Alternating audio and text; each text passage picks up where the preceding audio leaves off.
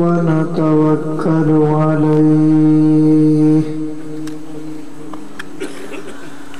ونعوذ بالله من شرور أنفسنا ومن سيئات أعمالنا من يهده الله فلا مضل له ومن يضلله فلا هادي له ونشهد أن لا إله إلا الله وحده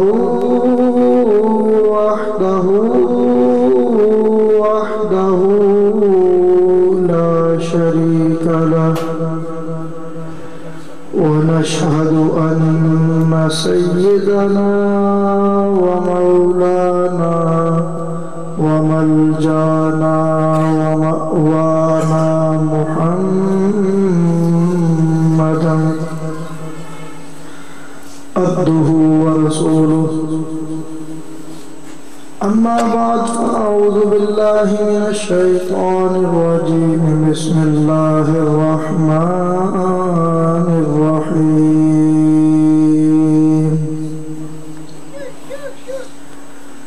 سبحان الذي أسرى بعبده ليلا من المسجد الحرام إلى المسجد الأقصى قال الله تبارك وتعالى في مقام آخر ثم دنا فتدلى فكان قاب قوسين أو أدنى فأوحى إلى عبده ما أوحى صدق الله مولانا العظيم وصدق رسوله النبي الكريم الأمين ونحن على ذلك لمن الشاهدين والشاكرين والحمد لله رب العالمين. تمام حمد و ثنا اللہ وحدہ لا شریک کی ذات کے لائق، جو تمام کائنات کا خالق و مالک اور رازق ہے، وحدہ لا شریک ہے، ہر چیز پہ قادر ہے۔ درود لامحدود حضور شافع یوم النشور آقا تاجدار مدینہ سرور قلب و سینہ رحمت للعالمین محبوب رب العالمین، آپ کی ذات بابرکات پہ جن کے صدقے مالک کائنات نے اس ساری کائنات کو بنایا سجایا۔ ویسے تو قرآن سارے کا سارا میرے آقا کی نعت ہے۔ رب کائنات نے اپنے محبوب کی نعتیں جو ہیں وہ قرآن میں بیان کی ہیں۔ اسی لیے کسی شاعر نے کہا، آیتوں سے ملاتا رہا آیتیں، پھر جو دیکھا تو نعت نبی بن گئی۔ تو یہ قرآن در حقیقت میرے آقا کی نعت ہے۔ اسی قرآن میں آقا کے حسن و جمال کا ذکر ہے، آقا کے کمالات کا ذکر ہے، آقا کی شان کا ذکر ہے، آقا کے مقام رفعت کا ذکر ہے، آقا کے حسن و جمال کا ذکر ہے، آقا کے معجزات کا ذکر ہے۔ اللہ تبارک و تعالی نے اپنے محبوب کو وہ شان اور مقام اور مرتبہ عطا فرمایا جو اس ساری کائنات میں کسی اور کو اللہ رب العزت نے نہ عطا فرمایا اور نہ قیامت تک کسی کو اور کو عطا فرمائے گا۔ میرے آقا کی وہ شان ہے کہ اس دنیا میں تو آقا کی شان لوگوں نے دیکھی، علماء نے بیان کی، محدثین نے ذکر کیا، مفسرین نے تذکرہ کیا، آپ لوگوں کے سامنے علماء بیان کرتے رہتے ہیں، مگر میرے آقا کی ذات وہ ذات ہے کہ کل قیامت کا دن جب ہوگا، جب نفسا نفسی کا عالم ہوگا، جب کوئی زیرو کسی کو نہ پہچانے گا، کسی کا پرسان حال نہ ہوگا، تو اس دن بھی اگر ہم گناہگاروں کی بات بنے گی تو آقا کے دامن میں جا کے بنے گی۔ اس روز بھی رب کائنات اس حشر کے میدان میں، اس میدان محشر میں جب سورج سوا نیزے پہ ہوگا، یہ زمین تانبے کی ہوگی، آگ کی طرح گرم ہوگی، پاؤں رکھا نہیں جائے گا، اگر کسی کو جائے پناہ ملے گی تو میرے آقا کی کملی میں ملے گی۔ حدیث پاک ہے، میرے آقا نے فرمایا کہ ویسے تو سب میرے امتی جانتے ہیں کہ قیامت کے روز میں گناہگاروں کی شفاعت کروں گا۔ کئی لوگ نہیں مانتے، مگر اللہ رب العزت نے قرآن میں قاعدہ بیان فرما دیا، فرمایا من ذا الذی یشفع عندہ، کون ہے کہ اس مالک کائنات کے سامنے کوئی سفارش کرے، کسی کے لیے کوئی بات کرے، کسی میں اتنی جرت ہے؟ مگر ساتھ ہی فرمایا الا باذنہ، جسے اللہ حکم دے دے گا، جسے چاہے گا کہ اللہ یہ میری بارگاہ میں شفاعت کرے، وہ اللہ کی بارگاہ میں شفاعت بھی کرے گا، گناہگاروں کی بخشش کا سامان بھی پیدا کر دے گا۔ اب لوگ یہاں تک تو آیت کریمہ پڑھتے ہیں من ذا الذی یشفع عندہ، کس کی مجال ہے؟ لوگ کہتے ہیں کہ حضور شفاعت فرمائیں گے، اللہ تو قرآن میں کہہ رہا ہے، کس کی مجال ہے، کس میں جرت ہے جو اس کی بارگاہ میں، اس کے دربار میں جا کے کسی کی سفارش کرے، اس کے دربار میں جا کے کسی کے لیے بات کرے، مغفرت کی دعا کرے، کس میں جرت ہے؟ مگر اگلا جملہ وہ کھا جاتے ہیں جس میں میرے آقا کی شان ہے۔ اللہ نے فرمایا الا باذنہ، جسے اللہ حکم دے دے گا اس کو چھوڑ دو، اس کے سوا جسے اللہ کا حکم مل جائے گا اس کے سوا اور کس میں جرت ہے کہ میری بارگاہ میں آ کے کسی کی شفاعت کرے؟ پتہ چل گیا اس آیت کریمہ سے کہ ایسی ہستیاں بھی ہیں، ایسی ذات بھی ہے جس کو اللہ نے منتخب فرما لیا ہے، جو اللہ کی بارگاہ میں ہم گناہگاروں کی شفاعت کریں گے۔ اور آگے حدیث شفاعت سماعت فرمائیے، میرے آقا نے فرمایا کل قیامت کا دن ہوگا، نفسا نفسی کا عالم ہوگا، تمام لوگ جتنی مخلوق ہے ساری پریشان ہوگی، رب کائنات اپنے جلال کے ساتھ جلوہ گر ہوں گے، کسی کی جرت نہیں ہوگی کہ اللہ کی بارگاہ میں حاضر ہونے کی کوشش کرے، جرت کرے۔ اتنے میں سارے لوگ آدم صفی اللہ کے پاس جمع ہوں گے، کہیں گے آدم علیہ السلام آپ اللہ کے نبی ہیں، آپ سے رب کائنات نے اس نسل انسانی کی ابتدا کی، آپ کو خلیفۃ اللہ کہا، ملائکہ کو آپ کو حکم دیا کہ سجدہ کرو تعظیمی، آپ اللہ کے بندے ہیں، اللہ کے خلیفے ہیں، آپ کو خلیفۃ اللہ کا لقب ملا، ذرا چل کے اللہ کی بارگاہ میں ہماری سفارش تو فرما دیں، ہماری بات تو کر دیں۔ آپ کہیں گے کہ آج جتنے جلال میں نے رب کائنات کو دیکھا ہے آج تک نہیں دیکھا۔ میں نے تو ایک مرتبہ ایک حکم کو نہ مانا، سزا پائی، 360 سال تک روتا رہا، اپنے اس بات کی معافی طلب کرتا رہا۔ تو میری بات بڑی مشکل سے بنی، چلو کسی اور کے پاس چلتے ہیں، میں بھی تمہارے ساتھ چلتا ہوں، چلو کسی اور کے پاس چلتے ہیں۔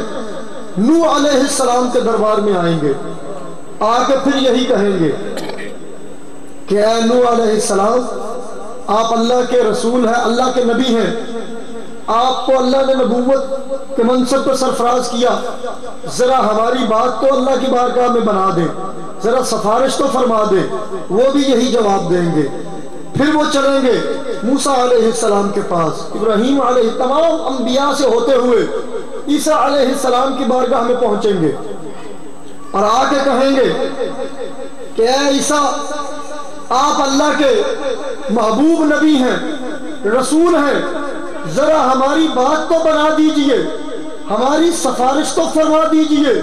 آج رب کائنات بڑے جلال میں ہیں، کسی میں ہمت نہیں کہ اس بارگاہ میں حاضر ہو، کسی میں جرت نہیں کہ اس بارگاہ میں حاضر ہو، ذرا آپ کرم نوازی فرما دیجئے۔ تو عیسیٰ علیہ السلام بھی کہیں گے کسی اور کے پاس چلتے ہیں، میرے میں بھی ہمت نہیں، میں بھی اللہ کے بارگاہ میں آج حاضر نہیں ہو سکتا، اس کے جلال کو دیکھ کے آج میں بھی کانپ رہا ہوں، آج میرے میں بھی جرت نہیں۔ تو وہ کہیں گے آؤ، میں تمہیں آج ایک ایسی ذات تک لے چلتا ہوں، ایک ایسی بارگاہ میں لے چلتا ہوں جس کے صدقے رب کائنات نے اس ساری کائنات کو پیدا فرمایا۔ آؤ میں بھی چلتا ہوں، تم بھی چلو، اس مدنی کریم آقا کی بارگاہ میں چلتے ہیں جس کی آج تک اللہ نے کبھی بات کو ٹالا نہیں۔ آج اس آقا کی بارگاہ میں چلتے ہیں، ہماری بات بنے گی تو وہیں پہ بنے گی۔ نعرہ تکبیر، اللہ اکبر، نعرہ رسالت، یا رسول اللہ، نعرہ رسالت، یا رسول اللہ۔ تو سارے انبیاء، تمام انبیاء کی امتیں اور بیچ میں امت محمدی صلی اللہ علیہ وسلم، یہ سارے مل کے آقا کی بارگاہ میں جائیں گے، جا کے التجا کریں گے، یا رسول اللہ، آج ہمارا کوئی پرسان حال نہیں، اللہ تبارک و تعالی اپنے جلال میں ہے، کملی والے آقا کرم نوازی فرمائے۔ آج ہر دروازے سے ہمیں جواب ملا، کسی نے ہمارا حال نہیں پوچھا، کسی نے ہماری سفارش نہیں کی۔ آقا ہم آپ کی بارگاہ میں آ گئے، آپ کے دربار میں آ گئے، آپ کے دربار میں حاضر ہیں، یا رسول اللہ آپ کرم نوازی فرما دیجئے۔ تو میرے آقا کہیں گے کہ آ جاؤ گناہگاروں، آ جاؤ، میں جو ہوں تمہارے لیے، میں تمہاری سفارش کرتا ہوں، میں تمہاری بات اللہ کی بارگاہ میں کرتا ہوں، آ جاؤ، میں گناہگاروں کے لیے کافی ہوں۔ میرے آقا اللہ کی بارگاہ میں جائیں گے اور جا کے سر سجدے میں رکھ دیں گے۔ رب کائنات فرمائیں گے محبوب سر سجدے سے اٹھا، اپنا رخ انور دکھا، اور جو تو چاہتا ہے میں ویسے ہی کر دوں گا، جس طرح تیری رضا ہے میں ویسے ہی کر دوں گا۔ محبوب آج تیری مانوں گا، جس طرح تو چاہے گا تیری شان دکھلا دوں گا۔ نعرہ تکبیر، نعرہ رسالت، اسی لیے کسی شاعر نے کہا نا، قسم اللہ کی ہوگا وہ منظر دید کے قابل، قیامت میں رسول اللہ جب تشریف لائیں گے۔ آگے آگے آقا ہوں گے، پیچھے پیچھے ہم گناہگار ہوں گے، آقا کے صدقے ہم گناہگاروں کی بھی بات بن جائے گی۔ تو میں بیان یہ کر رہا تھا کہ اس دنیا میں تو رب کائنات نے اپنے محبوب کی شان اور مقام کو بلند کیا ہی ہے نا، اور فرما دیا وَرَفَعْنَا لَكَ ذِكْرَكَ، محبوب تیری شان کو ہم نے بلند کر دیا۔ کل قیامت کا دن ہوگا، اس دن بھی محبوب کی شان کریمی دکھائی جائے گی۔ تو اسی محبوب کی بات کرنے کے لیے، اسی محبوب کے حسن و جمال کا تذکرہ کرنے کے لیے، اسی محبوب کے کمالات کا ذکر کرنے کے لیے، اسی محبوب کے معجزات کا ذکر کرنے کے لیے آج سب ہم یہاں اکٹھے ہوئے ہیں۔ تو جو آیت کریمہ میں نے تلاوت کی ان میں بھی میرے آقا کے کمال کا ذکر ہے، میرے آقا کی بلندی کا ذکر ہے، میرے آقا کے معجزے کا ذکر ہے۔ وہ آیت جس میں اللہ تبارک و تعالی نے آقا کے معراج کا ذکر فرمایا، کیونکہ معراج ابھی چند دن ہوئے. یہ رجب المرجب جس کی 27ویں رات کو میرے آقا نے اللہ کی بارگاہ میں حاضری دی اور سیر کی آسمانوں کی، تو اسی حوالے سے میں نے آیت تلاوت کی ہے. اللہ تبارک و تعالی نے فرمایا محبوب تو میری ساری کائنات کا دولہا ہے. محبوب اس ساری کائنات کی بادشاہی میں نے تجھے عطا فرما دی ہے. تو ساری کائنات کے لیے بادشاہ بن کے آیا. یہ ساری کائنات میں نے بنائی تیرے لیے ہے. محبوب آج ذرا آ جا تیری مملکت کی تجھے سیر تو کرا دوں. اور یہ بات بھی میرے آقا نے خود فرمائی. فرمایا 2 وزیر میرے زمین پہ ہیں 2 آسمانوں پہ ہیں. 2 وزیر میرے زمین پہ ہیں 2 آسمانوں پہ ہیں. صحابہ کرام نے عرض کی یا رسول اللہ زمین میں کون کون سے وزیر ہیں اور آسمانوں میں؟ میرے آقا نے فرمایا 2 وزیر زمین میں جو میرے ہیں وہ ابو بکر صدیق ہیں اور عمر فاروق ہیں، اور آسمانوں پہ میرے 2 جو وزیر ہیں وہ جبرائیل علیہ السلام ہے اور میکائیل علیہ السلام ہے. گویا آقا نے اپنی مملکت کی حد بیان کر دی. فرمایا میرے غلاموں یہ نہ سمجھ لینا، یہ نہ جاننا کہ کہیں اس دنیا تک ہی میری بادشاہت ہے، بلکہ اللہ تبارک و تعالی نے تو آسمانوں پہ بھی مجھے بادشاہت عطا فرما دی ہے. کیونکہ وزیر وہیں پہ ہوتے ہیں جہاں پہ بادشاہت ہو، وزیر وہیں پہ ہوتے ہیں جہاں تک مملکت کی حد ہو. مملکت کی حد سے باہر وزیروں کی وزارت نہیں ہوتی. آقا نے فرمایا آسمانوں پہ بھی میرے وزیر ہیں تاکہ غلاموں کو پتہ چل جائے آسمانوں پہ بھی میری بادشاہت ہے. اور میرے آقا کہ 2 وزیر جن کا آسمانی وزیر آپ نے ذکر فرمایا، جن میں پہلے نام آیا جبریل امین علیہ السلام کا. تو آج کچھ لوگ میرے آقا کے واقعہ معراج پہ اعتراض کرتے ہیں، کہتے ہیں کہ یہ ممکن نہیں کہ کوئی بندہ آسمان کی بلندیوں پہ جائے، یہ ممکن نہیں کہ کوئی بندہ آسمان کی سیر کرے. جب بات ان کو حوالے دیے جائے تو وہ کہتے ہیں نہیں روحانی معراج ہوا ہوگا، روحانی طور پہ آپ گئے ہوں گے، جسمانی طور پہ نہیں گئے ہوں گے. یہ آیت کریمہ جو میں نے تلاوت کی اس میں بھی اللہ تبارک و تعالی نے بیان کیا کہ روحانی طور پہ میرا محبوب نہیں آیا، میرا محبوب اپنے جسم اطہر کے ساتھ آیا. آگے چل کے وہ بات میں کرتا ہوں. پہلے جو بات ذہن میں آ گئی کہ جبریل امین میرے آقا کے وزیر ہیں اور غلام ہیں. اسی طرح ہے نا، جبریل امین میرے آقا کے غلام ہیں. معراج کی رات رب کائنات نے فرمایا قبلت قدمی، اے جبریل میرے محبوب کے قدموں کو چوم لے تاکہ پتہ چل جائے دنیا والوں کو کہ جبریل بھی میرے آقا کا غلام ہے، جبریل بھی میرے محبوب کے در کا غلام ہے، یہ بھی قدموں کو چومنے والا ہے. تو جبریل امین وہ ہے جو تمام انبیاء تک اللہ تبارک و تعالی کی وحی لے کے آتے رہے. تمام آسمانی کتابیں جتنی بھی نازل ہوئی جبریل امین لے کے آتے رہے. جتنے بھی صحیفے نازل ہوئے جبریل امین لے کے آتے رہے. تو میرے آقا کا غلام جبریل آسمانوں سے ہزاروں مرتبہ زمین پہ آیا اور زمین سے پھر آسمان تک گیا. جس کے غلام کا یہ مقام ہے جو ہزاروں مرتبہ زمین تک آ سکتا ہے، دوبارہ آسمانوں پہ جا سکتا ہے، تو اس کے آقا کا کیا مقام ہوگا؟ اس آقا کا کیا مقام ہوگا جس کے وزیر کی یہ طاقت ہے؟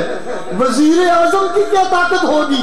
وزیر اعظم نے اختیار وزیر کو دیا ہوتا ہے، اس اختیار کو وزیر استعمال کرتا ہے. اصل منبع اختیار کا وزیر اعظم ہوتا ہے جس کے وزیر کا یہ عالم ہے کہ ہزاروں مرتبہ آسمانوں سے آیا بھی اور زمین سے آسمان تک گیا بھی. اس کے آقا کی طاقت کا کیا عالم ہوگا؟ اس کے آقا کو آسمانوں پہ جانے سے کون روک سکتا ہے؟ نعرہ تکبیر، نعرہ رسالت، یا رسول اللہ، نعرہ رسالت، یا رسول اللہ. رب کائنات نے آقا کے اس سیر کا ذکر قرآن کریم فرقان حمید میں فرمایا محبوب دنیا کے حکمران اپنی مملکت کا دورہ کرتے ہیں، اپنی بادشاہت کا دورہ کرتے ہیں، خبر اخبار کی زینت بنتی ہے، ٹیلی ویژن پہ آتی ہے، ریڈیو پہ نشر ہوتی ہے، لوگوں کو پتہ چلتا ہے کہ آج صدر مملکت یا وزیر اعظم سربراہ مملکت آج فلاں علاقے کے دورے پہ جا رہے ہیں، آج فلاں علاقے کا دورہ کریں گے، آج فلاں علاقے میں جا رہے ہیں۔ اللہ تبارک و تعالیٰ نے فرمایا محبوب دنیا داروں کی خبر تو اخباروں کی زینت بنتی ہے، اخباروں میں چھپتی ہے، اور بعد میں کیا ہوتا ہے کہ خبر لوگوں کے ذہنوں سے نکل جاتی ہے، کسی کو یاد نہیں رہتا۔ آج سے پہلے بے نظیر نے حکومت کی، اس نے کتنے دورے کیے ہمیں یاد نہیں۔ نواز شریف نے حکومت کی، اس نے کتنے دورے کیے ہمیں یاد نہیں۔ آج کل جنرل صاحب ہیں، کتنے دورے کیے ہمیں پتہ نہیں، حالانکہ خبریں ہم پڑھتے رہتے ہیں، اخباروں کی زینتیں بنتی رہتی ہیں۔ رب کائنات نے فرمایا محبوب تو میرا محبوب ہے، کائنات کا دولہا ہے، اس ساری کائنات کی حکومت میں نے تجھے عطا فرما دی، اختیاروں کے ساتھ حکومت عطا فرمائی، اور حکومت کا اعلان بھی قرآن میں فرمایا فلا وربک لا یؤمنون حتی یحکموک، جو میرے آقا کو حکمران تسلیم نہ کرے، آقا کی حکومت کو نہ مانے، آقا کے حکموں کو نہ مانے، وہ مومن نہیں۔ پتہ چل گیا کہ آقا کو حکومت رب کائنات نے عطا فرمائی۔ فرمایا محبوب دنیا داروں کی خبریں تو اخباروں کی زینت بنتی ہے، تیرے دورے کی خبر کو میں قرآن کی زینت بنا دوں گا۔ تکبیر، نعرہ رسالت، یا رسول اللہ، نعرہ حیدری، یا علی۔ فرمایا محبوب قرآن کی زینت بنا دوں گا۔ دنیا کے حکمرانوں کی خبریں تو لوگوں کے ذہنوں سے نکل جائیں گی، مگر قیامت تک قرآن بھی زندہ رہے گا، قرآن کی قاری تلاوت بھی کرے گا، اسی کتاب سے رشد و ہدایت حاصل کریں گے، اسی کتاب سے رہنمائی حاصل کریں گے۔ محبوب جتنی دیر تک اس قرآن کی تلاوت کی جاتی رہے گی تیرے دورے کی خبر بھی تازہ رہے گی۔ اپنے ایمان سے بتائیں 1450 سال، 14.5 صدیاں گزر چکی ہیں، آقا نے دورہ فرمایا 1450 سال۔ میں تو 1 سال پہلے کی بات کرتا ہوں، آپ کو یاد نہیں کہ جنرل صاحب نے کہاں کا دورہ کیا، نواز شریف صاحب نے کہاں کا دورہ کیا۔ 1450 سال کا وقت گزر گیا، آج بھی یہ خبر اسی طرح تازہ ہے جیسے آقا کل رات آسمانوں کی سیر پہ گئے۔ آج بھی لوگوں کے ذہنوں میں یہ خبر اسی طرح تازہ ہے۔ فرمایا محبوب خبر کو قرآن کی زینت بنا دیا، نہ قرآن پرانا ہوگا، نہ خبر پرانی ہوگی، نہ قرآن ضائع ہوگا، نہ خبر ضائع ہوگی، نہ قرآن پوشیدہ ہوگا، نہ خبر پوشیدہ ہوگی۔ جب تک قاری قرآن کی تلاوت کرے گا تیرے آسمانوں کی سیر کی خبر کو بھی پڑھتا رہے گا۔ اور اللہ رب العزت نے فرمایا محبوب ہو سکتا ہے کچھ لوگ تیری شان کا انکار کریں، تیرے مقام کا انکار کریں، کیونکہ رب کائنات ما کانا وما یکون کی خبر رکھتے ہیں، جو کچھ ہوا اس کو بھی جانتے ہیں، جو کچھ قیامت تک ہونا ہے اس کو بھی جانتے ہیں، جو کچھ ہمارے دلوں میں خیال آئے ان کو بھی جانتے ہیں، جو آنے ہیں ان کو بھی جانتے ہیں، جو قیامت تک کے لوگوں کے ذہنوں میں شکوک آنے ہیں ان کو بھی جانتے ہیں، ما کانا وما یکون کی خبر رکھنے والے ہیں۔ اسی لیے رب نے فرمایا محبوب تیری شان کریمی کا انکار اگر کریں گے تو کرتے رہے، میں خبر جاری اس طرح کروں گا کہ ساتھ پتہ چل جائے کہ اللہ تبارک و تعالی کی وہ ذات ہے جس نے اپنے محبوب کو یہ مقام عطا فرمایا، تاکہ اگر تیری شان کریمی کا انکار کریں گے خالی تیری شان کریمی کا انکار نہیں ہوگا بلکہ میری قدرت کاملہ کا بھی انکار ہوگا۔ فرمایا سبحان الذی اسریٰ بعبدہ، پاک ہے وہ ذات جس نے سیر کرائی اپنے بندے کو۔ فرمایا محبوب اب جو انکار کرے گا وہ تیری سیر کا انکار نہیں کرے گا، تو خود نہیں آیا بلکہ میں نے بلایا تو تو آیا، میں لے کے آیا تو تو آیا، میں نے اسی لیے فرما دیا کہ میں نے سیر کرائی، میں لے کے گیا اپنے بندے کو۔ محبوب اب تیری شان کریمی کا جو انکار کرے گا خالی تیری شان کریمی کا انکار نہیں ہوگا، میری قدرت کاملہ کا بھی انکار کرے گا۔ تو جو رب کی قدرت کاملہ کا انکار کرے وہ مومن رہتا نہیں۔ کیونکہ قرآن میں بار بار اللہ نے فرمایا ان اللہ علی کل شیء قدیر. فرمایا محبوب ان لوگوں کو پتہ ہونا چاہیے میں وہ رب ہوں کہ میں نے جب اس کائنات کو بنایا، یہ کائنات اتنی وسیع ہے، آج تک کسی احاطہ عقل میں اس کا حجب نہیں آ سکا، کوئی سائنسدان نہیں بتلا سکا کہ یہ کائنات کتنی بڑی ہے، کتنی وسیع و عریض ہے. بلکہ سائنسدانوں نے تو اس پہ بات ختم کر دی، کہا کہ دنیا کے جتنے سمندر ہیں ان کی ریت کو اگر اکٹھا کرو تو ان میں ایک ذرے کی جو حیثیت ہے اللہ تبارک و تعالیٰ کی ساری کائنات میں اس زمین کی اتنی بھی حیثیت نہیں. یہ جو ستارے ہمیں نظر آتے ہیں کئی کئی ہزار گنا اس زمین سے ایک ایک ستارہ بڑا ہے. اس کائنات کی وسعت کا اندازہ کوئی ذہن نہیں لگا سکتا. فرمایا محبوب اتنی وسیع و عریض کائنات جب میں نے بنائی، قرآن میں ذکر فرمایا اذا اراد شیئا ان یکون له کن فیکون. محبوب اپنے غلاموں کو بتلا دو میں قادر رب ہوں، میں مجبور نہیں، میں قادر ہوں، میں عاجز نہیں، میں قادر ہوں، میں کمزور نہیں. میری قدرت کاملہ کا اعلان اس طرح کر دو کہ جب اس کائنات کو میں نے بنایا، کتنے بلند بالا پہاڑوں کو بنایا، دریا اور سمندروں کو بنایا، سورج چاند اور ستاروں کو بنایا، اس زمین کو بنایا، محبوب مجھے کوئی مشکل پیش نہیں آئی، مجھے کوئی دقت محسوس نہیں ہوئی، مجھے کوئی کمزوری لاحق نہیں آئی. بلکہ ان کو بتا دو اذا اراد شیئا جب بھی میں نے کسی چیز کو بنانے کا ارادہ کیا، ان یکون له کن میں نے بس اتنا کہا بن جا، ہو جا، فیکون وہ چیز میرے ارادے پہ اسی طرح بن گئی. مجھے کوئی کمزوری لاحق نہیں ہوئی، مجھے کوئی دقت نہیں آئی. اتنے بلند و بالا پہاڑ میں نے فرشتوں سے مدد نہیں لی، میں نے کسی اور سے مدد نہیں لی، بلکہ مجھے جا کے بنانے بھی نہیں پڑے. میرے تو ارادے کے یہ سارے محتاج ہیں، میں ارادہ جو کر لوں ویسے ہی ہو جاتا ہے. میرے ارادے پہ، میرے چاہنے پہ یہ ساری کائنات بن گئی، یہ زمین بن گئی، یہ آسمان بن گئے. محبوب میرے چاہنے پہ یہ زمین و آسمان اگر بن سکتے ہیں تو محبوب میرے چاہنے پہ تو آسمانوں پہ نہیں آ سکتا. جس خالق کے چاہنے پہ یہ زمین و آسمان بن گئے، یہ ساری کائنات بن گئی، کیا اس مالک کے چاہنے پہ آقا آسمانوں پہ نہیں جا سکتے؟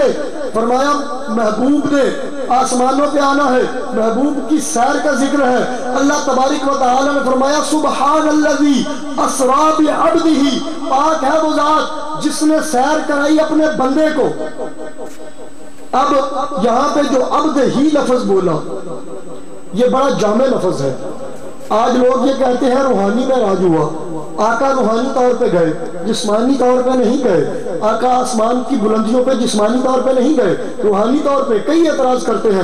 اللہ نے فرمایا محبوب اگر میں چاہتا اسرا برسولہ بات تب بھی بن جانی تھی، اگر میں یہ فرماتا اسرا بنبیہ بات تب بھی بن جانی تھی، اگر یہ کہتا اسرا بحبیبہ میں نے اپنے حبیب کو سیر کرائی، میں نے اپنے رسول کو سیر کرائی، میں نے اپنے پیارے کو سیر کرائی، میں نے اپنے نبی کو سیر کرائی، بات تو پھر بھی ٹھیک ہونی تھی. محبوب میں ان کے سوالوں کا اور ان کی باتوں کا اعتراضات کا جواب دینے کے لیے میں نے لفظ ہی ایسا چنا ہے. میں نے کہا اسرا بعبدہ میں نے اپنے بندے کو سیر کرائی. محبوب بندہ ہوتا ہی وہ ہے جو جسم اور روح کا مجموعہ ہو، خالی روح کو کبھی بندہ نہیں کہتے.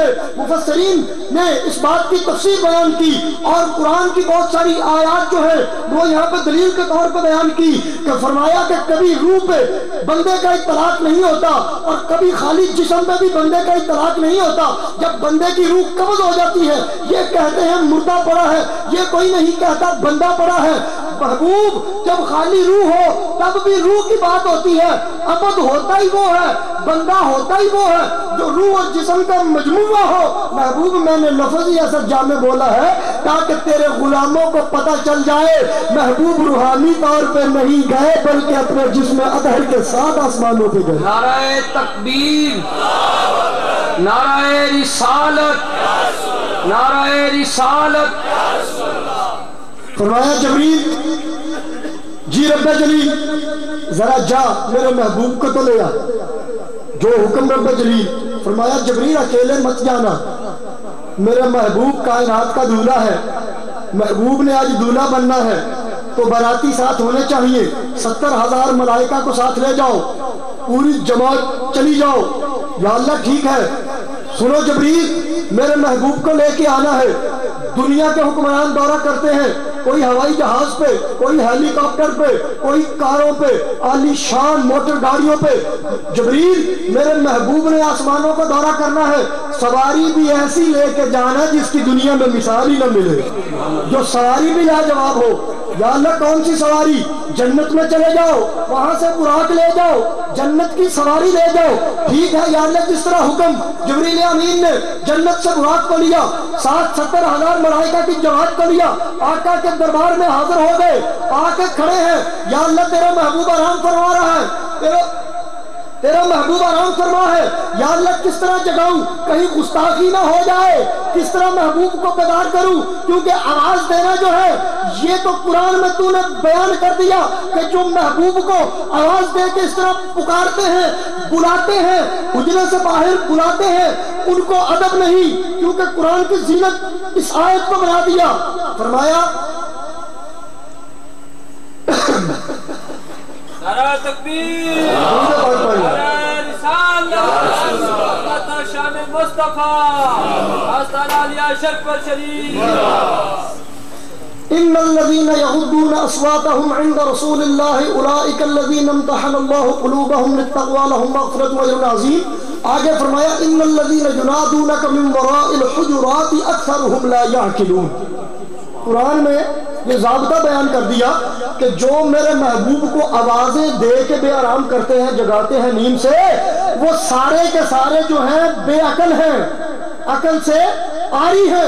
یا اللہ اب آپ کا محبوب آرام فرما رہا ہے، آپ نے یہ قاعدہ بنا دیا، اب محبوب کو کس طرح بیدار کروں؟ رب کائنات نے فرمایا جبریل قبل تو قدم نہیں، میرے محبوب کے قدموں کو چوم لے، میرے محبوب کے قدموں کا بوسہ لے لے، دو مسئلے حل ہو جائیں گے۔ ایک تو آسمانی فرشتوں کا سردار ہے، فرشتوں کی جماعت تیرے ساتھ ہے، ان فرشتوں کو بھی اور دنیا والوں کو بھی پتہ چل جائے جو قدم چومتا ہے وہ غلام ہوتا ہے، جس کے قدم چومے جائیں وہ آقا ہوتا ہے۔ آج ان سب کو پتہ چل جانا چاہیے کہ تو میرے محبوب کے قدم چوم رہا ہے، تو بھی میرے محبوب کا غلام ہے۔ اور دوسرا ان غلاموں کے لیے دلیل بن جائے، کیونکہ جب غلاموں نے آقا کے قدم چومے، کئیوں نے اعتراض کرنا ہے، کئیوں نے کہنا ہے یہ نئی بات ہے، یہ بدعت ہے، تاکہ غلاموں کے لیے دلیل بن جائے کہ آقا کے قدموں کو چومنا بدعت نہیں ہے بلکہ ملائکہ کے سردار کی سنت ہے۔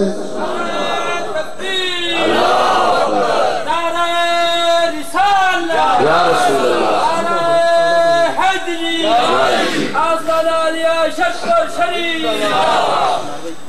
جبریل امین نے میرے آقا کے قدموں کا بوسہ لیا، ہم غلاموں کی بات بن گئی، آقا بیدار ہوئے۔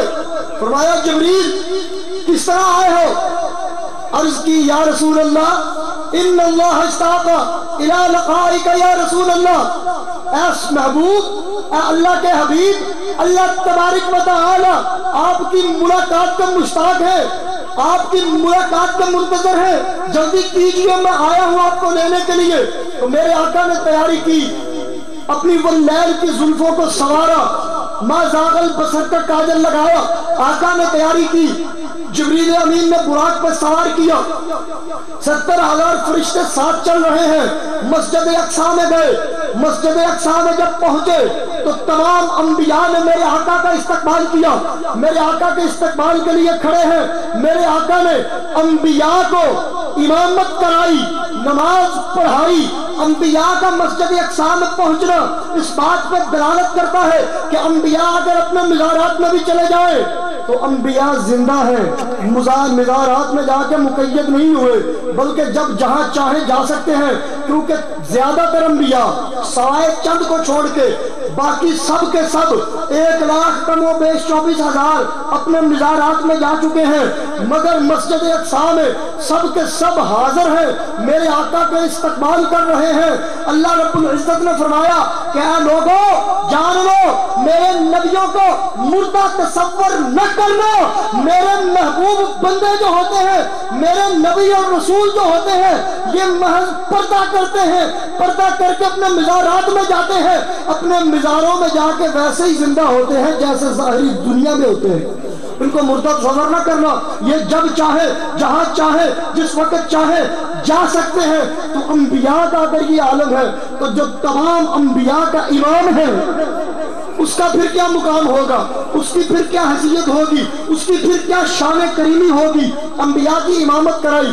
میرے آقا سدرۃ المنتہا کی طرف چلے, پہلے آسمان پہ, دوسرے آسمان, تیسرا, چوتھا, پانچواں, چھٹا, انبیاء سے ملاقاتیں ہو رہی ہیں. بات کو مختصر کروں کیونکہ وقت کافی ہو گیا ہے. میں زیادہ دیر تک عام میں اور یہ جو میرے آقا کے سراخواں ہیں ان میں زیادہ دیر حائل نہیں رہنا چاہتا کیونکہ آپ ان کی نعتوں سے معزوز ہو رہے تھے. یہ اپنی سریلی آوازوں سے آپ کے دلوں کو اور آپ کے ذہنوں کو منور کر رہے تھے. تو بات کو مختصر کرتا ہوں. میرے آقا جا رہے ہیں, آسمانوں پہ انبیاء میرے آقا کا استقبال کر رہے ہیں. جب سدرۃ المنتہا آیا, جب وہ مقام آیا, جبریل امین رک گئے. میرے آقا نے کہا جبریل رک گئے ہو؟ عرض کی یا رسول اللہ میری انتہا آ گئی, میری پرواز یہاں تک ہے, میری رسائی یہاں تک ہے, میں اس سے آگے نہیں جا سکتا. یا رسول اللہ اگر میں ایک بال کے برابر بھی آگے بڑھا انوار الہی کی تجلیات سے میں جل جاؤں گا, میرے پر راکھ ہو جائیں گے. آقا میری انتہا آ گئی.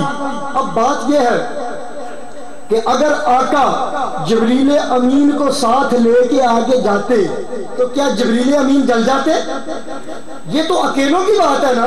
جب جبریل امین خود آگے جائے, اگر میرے آقا آگے لے کے جاتے تو پھر میرے آقا کے ساتھ جانا تھا, جبریل امین کس طرح جلتے؟ اور بعد میں درمیان میں ذمن میں کرتا جاؤں, امام فخر الدین رازی رحمت اللہ تعالی علیہ, آپ کا مناظرہ ہوا ایک مجوسی سے. اس نے کہا خدا نہیں ہے, آپ نے کہا خدا ہے. اس نے کہا پھر اس طرح کرتے ہیں, آگ جلاتے ہیں تندور کے اندر, آپ بھی ہاتھ ڈالے, میں بھی ہاتھ ڈالتا ہوں, دیکھتے ہیں جس کا ہاتھ جل گیا وہ جھوٹا ہوگا, جس کا ہاتھ نہ جلا وہ سچا ہوگا. آج یہاں پر فیصلہ ہو جائے گا. آگ جلائی گئی, تندور کے اندر لکڑیاں ڈالی گئی, جب آگ جل گئی, روشن ہو گئی, اس کے شعلے بلند ہونے لگے. امام فخر الدین رازی نے بھی ہاتھ اندر کیا, اس مجوسی نے بھی ہاتھ اندر کیا.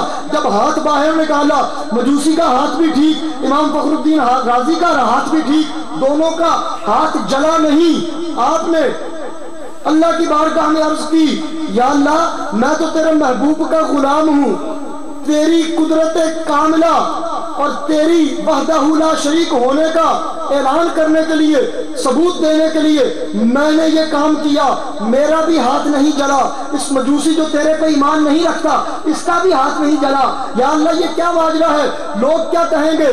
ندا ہاتھ پہ غیب سے ندا آئی, اے فخر الدین تیرا ہاتھ بھی آگ میں تھا اور مجوسی کا ہاتھ بھی آگ میں تھا, تیرے ہاتھ کی لاج رکھی میں نے, تیرے ہاتھ کے ہوتے ہوئے میں مجوسی کا ہاتھ کس طرح جلاتا؟ نعرہ تکبیر, نعرہ رسالت, نعرہ رسالت, نعرہ رسالت, نعرہ غوثیہ. تیری وجہ سے میں نے اس کے ہاتھ کو نہیں جلایا. اگر تو حق اور سچ بات دیکھنا چاہتا ہے تو الگ سے ہاتھ ڈال, اس مجوسی کو کہو یہ الگ سے ہاتھ ڈالے, پھر دیکھیے میری آنکھ اس کے ہاتھ کو کس طرح جلاتی ہے. تو اگر امام فخر الدین رازی کے ہاتھ کی برکت سے مجوسی کا ہاتھ آگ میں جلنے سے بچ سکتا ہے تو جبریل امین اگر میرے آقا کے ساتھ آگے جاتے, رحمت للعالمین کے ساتھ آگے جاتے تو پھر کس طرح ممکن تھا کہ آپ جلتے. مگر اللہ تبارک و تعالی نے فرمایا اے محبوب کوئی ضروری ہے کہ ہر معاملے میں ہر جگہ پہ جبریل تیرے ساتھ ہو؟ محبوب تو اکیلا آ جا, آج میں ہوں گا یا تو ہوگا, کسی تیسرے کو میں نے یہاں پہ رکھنا ہی نہیں. محبوب آپ اکیلے آ جاؤ.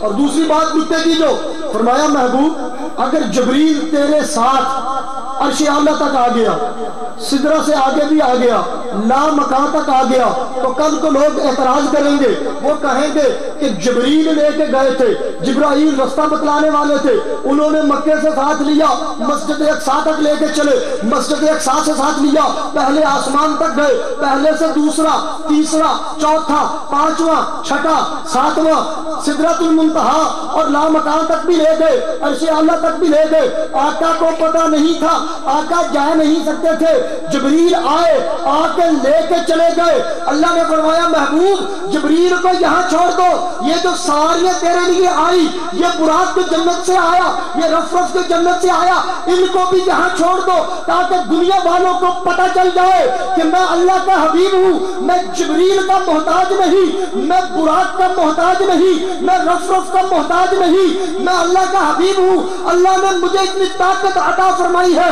میں اگر اکیلا بھی چاہوں تو لا مکان تک جا سکتا ہوں، سدرۃ المنتہا تک جا سکتا ہوں۔ یہ سواریاں تو رستے میں رہ گئی، میں آگے جا رہا ہوں تاکہ دنیا والوں کو پتہ چل جائے کہ اللہ کا حبیب مختار ہے، اللہ کا حبیب مالک ہے، اللہ کا حبیب جہاں چاہے جا سکتا ہے، جبریل کا محتاج نہیں، ان سواریوں کا محتاج نہیں۔ فرمایا محبوب ان سواریوں کو یہیں پہ چھوڑ دو۔ آقا جبریل امین رک گئے، آقا نے فرمایا جبریل تو نوری فرشتوں کا سردار ہے، تو نوری فرشتوں کا سردار ہے، تیری انتہا آ گئی، میں تو اللہ کا حبیب ہوں، میری انتہا تو نہیں نہ آئی، تو رک جا، میں تو آگے جا رہا ہوں۔ اب آپ خود ہی ذہنوں میں اندازہ لگائیے کہ جو نوری ملائکہ کا سردار ہے، جو فرشتوں کا سردار ہے، اگر اس کی انتہا آ گئی، وہ رک گیا، جو ذات اس سے آگے لا مقام کی بلندیوں پہ چلی گئی، اس ذات کا پھر شان اور مقام کیا ہوگا؟ تو میرے آقا کو اللہ رب العزت نے عرش اعلیٰ پہ بلایا۔ قرآن کریم فرقان حمید میں فرمایا ثم دنا فتدلی، پھر وہ قریب ہوئے، وقاب قوسین او ادنا، اتنا قریب ہوئے، اتنا قریب ہوئے جس طرح کمان کے دو سرے، بلکہ فرمایا او ادنا، اس سے بھی زیادہ قریب ہوئے۔ تمام حجابات جو رب کائنات کے حجابات جلال، مفسرین لکھتے ہیں 70,000 اللہ تبارک و تعالی کے جلال کے حجاب ہیں، اور 70,000 ہی میرے آقا کے حسن و جمال کے حجاب ہیں۔ رب کائنات نے فرمایا محبوب آپ اپنے حجاب اتار دو، میں اپنے حجابات اتار دیتا ہوں۔ آج محب اور محبوب اکٹھے ہوئے ہیں، آج حجابوں کے بغیر تو میری زیارت کر، میں تیری زیارت کرتا ہوں، تاکہ دنیا والوں کو پتہ چل جائے جب محب اور محبوب اکٹھے ہوتے ہیں پھر درمیان میں کوئی حجاب جو ہوتے ہیں وہ رہتے نہیں، حائل کوئی حجاب نہیں رہتا، سارے ہٹ جاتے ہیں۔ میرے آقا نے اللہ تبارک و تعالی سے کلام کیا، رب کائنات کو دیکھا، جب واپس آ کے میرے آقا نے اپنے غلاموں کو بتایا، صحابہ نے پوچھا یا رسول اللہ پھر آپ نے رب کو کیسا پایا؟ فرمایا فی احسن صورت، میں نے اپنے رب کو بڑی اچھی صورت کے ساتھ دیکھا۔ تو اللہ تبارک و تعالی نے یہ مقام عطا فرمایا، یہ شان عطا فرمائی، اپنے محبوب کو آسمانوں کی سیر کرائی، تاکہ دنیا والوں کو پتہ چل جائے کہ جو مقام کسی اور نبی اور رسول کو بھی نہ ملا۔ موسیٰ علیہ السلام کہتے رہے ربی ارینی، فرمایا لن ترانی، موسیٰ تو نہیں دیکھ سکتا، فرمایا یا اللہ ایک تجلی دکھا دے۔ وخر موسیٰ صاعقا، تو جب ایک تجلی پڑی نا میرے رب کے جلووں میں سے ایک تجلی، تو موسیٰ بھی ہوش ہو گئے۔ فرمایا محبوب میں یہی تو بتانا چاہتا ہوں، یہی تو دکھانا چاہتا ہوں کہ جو شان اور مقام میں نے کسی اور نبی اور رسول کو عطا نہیں فرمایا، وہ سارے شان اور مقام میں نے آپ کو عطا فرما دیے۔ اللہ تبارک و تعالی اپنے محبوب کے شان اور مقامات کو سمجھنے کی ہمیں توفیق عطا فرمائے، اور آقا کی غلامی میں رکھے، غلامی میں ہی موت آئے، کل قیامت کے دن غلامی میں ہی اٹھائے۔ رب کائنات ہم سب کو آقا کی سنگت نصیب فرمائے۔ وآخر دعوانا ان الحمدللہ رب العالمین۔ اور آخر میں شیخ غلام سرور صاحب اور ان کے صاحبزادگان کو مبارکباد دیتا ہوں کہ انہوں نے اس عقیقہ کے موقع پہ میرے آقا کے میلاد کی اتنی خوبصورت اور پاکیزہ محفل کو سجایا۔ اللہ تبارک و تعالی اس محفل کا صدقہ اس گھر پہ اپنی رحمت نازل فرمائے۔ اور صاحب خانہ کی تمام تکلیف و مصیبتوں کو اللہ دور فرمائے اور ان کی روزی میں برکت عطا فرمائے۔ آخر دعوانا ان الحمدللہ رب العالمین۔